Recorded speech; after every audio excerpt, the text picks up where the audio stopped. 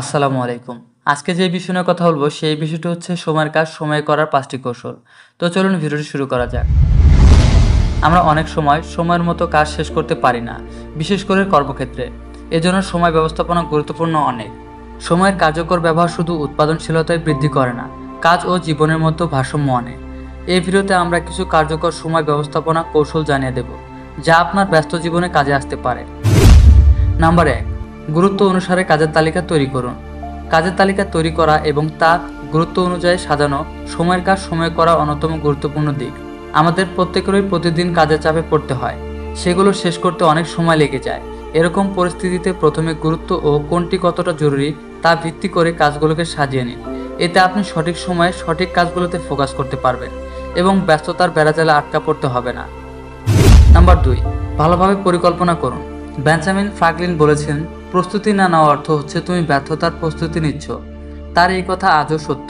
কয়েকদিন বা কয়েক সপ্তাহ আগে কাজের বিষয়ে ভালোভাবে পরিকল্পনা করুন এবং কোন কাজটি কবে ও কিভাবে করবেন তার একটি রুটিন তৈরি করুন।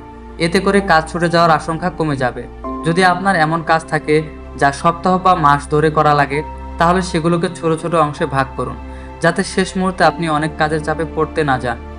একটি সুগঠিত পরিকল্পনা যে কোনো কাজকে যথাযথভাবে শেষ করতে সাহায্য করে। নাম্বার ৩, না বলতে শিখুন। বেশিরভাগ মানুষই না বলতে পারে না। কারো অনুরোধ প্রত্যাখ্যান করতে খারাপ লাগে সত্যি, কিন্তু গুরুত্বপূর্ণ কাজ থেকে মনোযোগ সরিয়ে দেওয়ার মতো কিছুতে না বলা একটি ভালো জিনিস। কাজ ও লক্ষ্যের প্রতি সচেতন হন। কেউ বাড়তি কাজ দিতে চাইলে তাকে আপনার ব্যস্ততার কথা জানান এবং বিনয়ের সঙ্গে প্রত্যাখ্যান করুন। এটি বাড়তি কাজের চাপ হ্রাস করবে, ফলে হাতে থাকা কাজগুলো যথাযথভাবে ও সময় মতো করতে পারবেন। নাম্বার ৪, মনোযোগ নষ্ট করে এমন কাজ উপকরণ এড়িয়ে চলুন। আজকে ডিজিটালি সংযুক্ত বিশ্বে মনোযোগ বিনষ্টকারী উপাদান ছড়িয়ে আছে সবখানে। হুট করে কাজ থেকে মনোযোগ হারিয়ে ফেলাটা এখন ধারণার চেয়েও সহজ। তাই কাজের সময় সামাজিক যোগাযোগ মাধ্যমে অনাহত শব্দ, আলাপি, সহকর্মী, হুট করে আসা কোনো গভীর চিন্তা এড়িয়ে চলুন। কাজ করার সময় একটি বিশৃঙ্খলাহীন কাজের পরিবেশ তৈরি করুন। নয়েজ ক্যান্সেলিং হেডফোন ব্যবহার করুন এবং ফোন সাইলেন্ট রাখুন।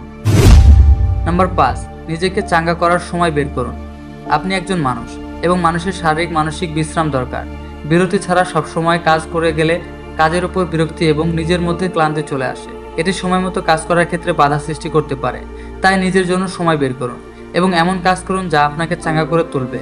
কিছুটা ব্যায়াম করা, প্রিয়জনের সঙ্গে সময় কাটানো বা এমনিতে একটি বিরতি নেওয়ার সামগ্রিকভাবে সময়ের কাজ সময় করার অনুপ্রেরণার জন্য গুরুত্বপূর্ণ। তো আজকের ভিডিওটি এই পর্যন্ত। যদি ভিডিওটি ভালো লেগে থাকে তাহলে অবশ্যই চ্যানেলটিকে সাবস্ক্রাইব করবেন এবং লাইক কমেন্ট করে আমার পাশে থাকবেন। সকলকে ধন্যবাদ।